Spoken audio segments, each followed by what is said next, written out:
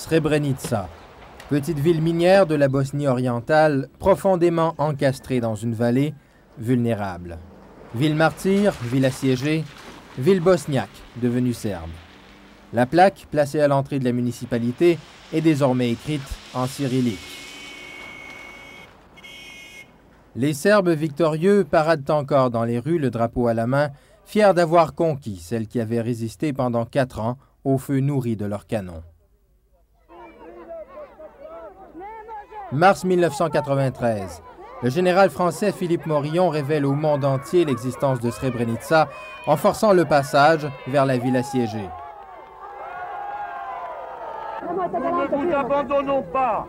Retenu sur place par la population bosniaque, il jure de la protéger et entraîne dans sa promesse toute la communauté internationale. La communauté internationale a été surprise, les médias ont été surpris par cette action. L'aspect tout à fait spectaculaire, et c'est vrai, les pressions qui ont été faites sur moi à l'époque, les images que vous avez reçues, tout cela a beaucoup ému l'opinion. Et tout à fait naturellement, donc les dirigeants mondiaux, le moindre bombardement à Srebrenica aurait causé des milliers de morts. Ça, je le savais, et c'est effectivement la première chose qui a dicté mon action. Le devoir d'assistance à personne en danger, c'était d'ailleurs dans ma mission, ça aussi. Le 16 avril 1993, le Conseil de sécurité des Nations unies désigne Srebrenica comme zone de sécurité. L'accord prévoit une démilitarisation de la zone, c'est-à-dire que les combattants bosniaques rendent leurs armes en échange de la promesse des Serbes de se retirer. Un contingent de casques bleus canadiens est envoyé sur place pour veiller à ce que le cessez-le-feu soit bien respecté. Puis, 1 mois et demi plus tard, le Conseil de sécurité vote la résolution 836, qui donne le mandat aux casques bleus de défendre les zones de sécurité en utilisant la force au besoin. Officiellement, pour les Nations unies, la question est réglée, ce qui est loin d'être le cas sur le terrain. Aucun des accords prévus n'avait été respecté. Les combattants bosniaques ne s'étaient pas retirés. Ils n'étaient pas en armes dans la ville, mais ils étaient aux environs immédiats de la ville. Ils se ravitaillaient au moins en vivres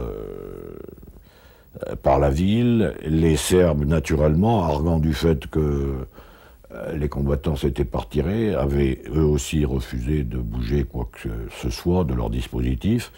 Et donc la situation s'est figée. Été 1995. Des casques bleus hollandais ont remplacé les Canadiens à Srebrenica.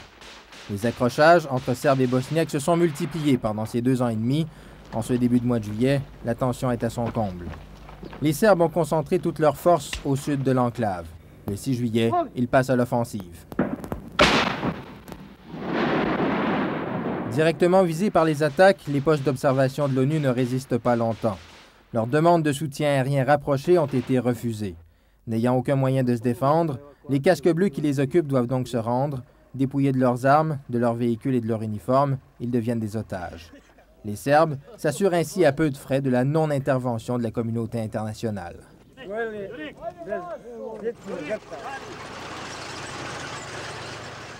Les Serbes poursuivent leur offensive. Le 9 juillet, la Fort-Pronu leur lance un ultimatum, les menaçant de frappes aériennes. Les casques bleus hollandais forment un barrage de 4 véhicules blindés au sud de Srebrenica, mais les Serbes ignorent tous les avertissements et continuent d'avancer. Les blindés de la Fort-Pronu sont forcés de reculer. Le 10 juillet, les casques bleus néerlandais demandent à nouveau l'aide des avions de l'OTAN. Mais la demande est encore une fois refusée. Nous n'avions pas assez d'informations sur les capacités des Serbes et sur leurs intentions. De plus, les tactiques employées par les Serbes indiquaient qu'ils n'avaient peut-être pas l'intention de conquérir la ville de Srebrenica comme telle. Enfin, la géographie, le déploiement des forces était tel qu'il était totalement irréaliste et contre-productif d'envisager des attaques aériennes massives. Dépassés en nombre et en force, les soldats bosniaques reculent eux aussi. Le 11 juillet au matin, les Serbes sont sur le point d'entrer dans la ville de Srebrenica. Les casques bleus formulent une autre demande de soutien aérien. Mais la brume qui recouvre les collines rend toute attaque impossible. L'intervention de l'OTAN n'arrivera que 6 heures plus tard, après une nouvelle demande des Hollandais. 2 chasseurs F-16 survolent la région et lancent leurs bombes. Trop tard, les tanks serbes sont déjà dans la ville. Pendant ce temps, des dizaines de milliers de musulmans bosniaques, femmes et enfants, s'enfuient à pied vers le nord de l'enclave. Ils vont chercher refuge à Potocari, où les casques bleus hollandais ont installé leur quartier général. Les blindés de l'ONU abandonnent leur position de barrage et se replient pour protéger les réfugiés dans leur fuite.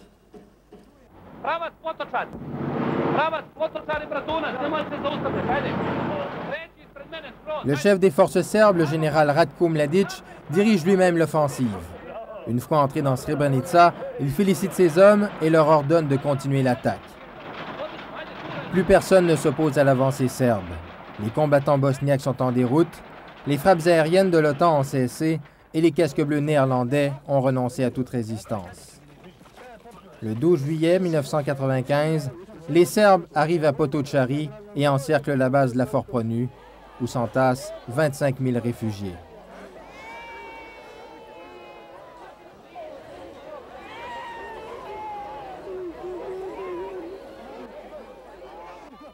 Devant les caméras de télévision, les Serbes se montrent prévenants, offrant même du chocolat aux enfants. Submergés, les 250 casques bleus hollandais ne peuvent qu'assister impuissants à la suite des événements. Le général Mladic impose ses conditions.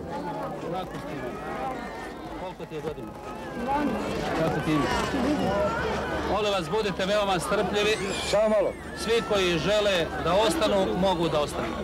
Svi koji žele da napuste ovu teritoriju također mogu. Obezbedili smo dovoljno i autobusa i kamiona, bit ćete premlačeni do hladnjača. Les Serbes veulent évacuer eux-mêmes les réfugiés bosniaques. Ils disposent déjà de plusieurs dizaines d'autobus et de camions. De toute évidence, l'opération avait été bien planifiée. Les casques bleus insistent pour escorter les convois. Les Serbes refusent. Ils auront le dernier mot.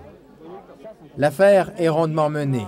En 2 jours, les femmes et les enfants sont conduits en autobus jusqu'à la ligne de front. Ils doivent ensuite descendre et continuer à pied jusqu'à Kladagne, territoire contrôlé par l'armée bosniaque.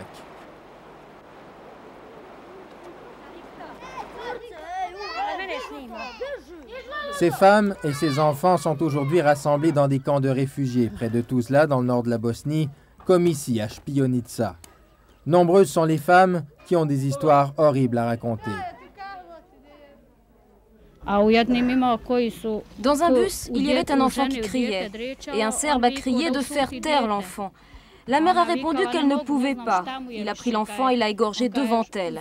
Il lui a dit « Voilà, je l'ai fait taire moi-même. » J'ai vu beaucoup de gens égorgés de mes propres yeux. J'ai vu quand ils ont emmené des gens qui ne sont jamais revenus. Est-ce que les casques bleus ont fait quelque chose? Ils n'ont rien fait, rien. Ils sont coupables de tout. Ces femmes tentent aujourd'hui de refaire leur vie, sans leur mari, sans leur fils, pour la plupart exécutés dans ce qui est devenu le plus terrible massacre en Europe depuis la Deuxième Guerre mondiale.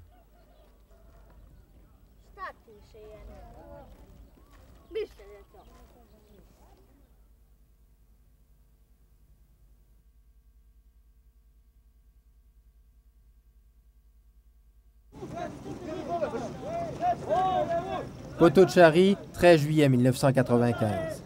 Les Serbes ont pris le contrôle de cette base des Nations Unies depuis 24 heures. Depuis 24 heures, ils ont entrepris de vider l'enclave de ces réfugiés bosniaques. Des convois d'autobus continuent d'évacuer les femmes et les enfants, mais cette fois plus de chocolat, plus de belles manières. La télévision officielle de Palais est partie. Les choses sérieuses peuvent commencer. Ces images ont été tournées par un caméraman de Belgrade, le seul à être resté sur place. On y voit comment les hommes sont séparés des femmes, même des vieillards ou des blessés sont écartés. Officiellement, ce n'est que pour contrôler leur identité et s'assurer qu'ils ne sont pas des criminels de guerre. Mais en réalité, ces hommes vivent leurs dernières heures.